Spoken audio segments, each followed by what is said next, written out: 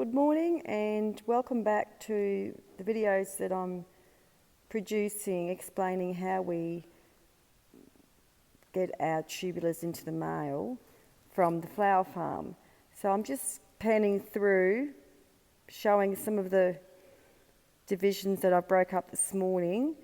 They're not the prettiest looking flower, I guess, when they're in tubular form, but any keen gardener would know that there's just certain things you need to look for when you get your tubular in the mail to make sure that it's all good to go and you'll get successful results with flowers, not necessarily in the first year, but certainly in the second.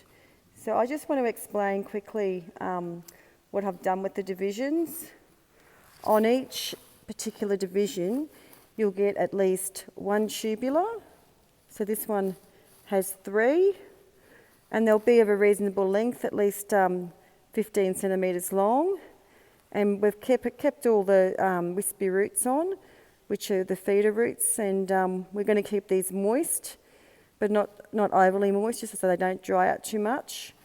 I've also left on this one we've got 1, 2, 3, 4, 5 rather large buds. The minimum is about 3, so that should be definitely a good start for a beautiful plant in the next couple of years. You can see that I've left trimmed off the stem, but it is a little bit rotten looking, I guess you could say.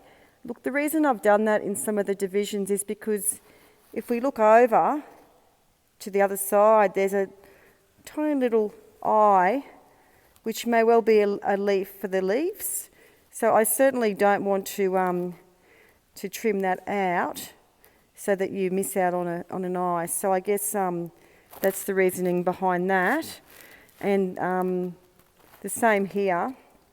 There's a little bit of a where the stem is, and I just don't want to miss out on any eyes, because the eyes are really important. And there's also a tiny little node at the bottom which could well be the start of another eye. So that's what I've done with the division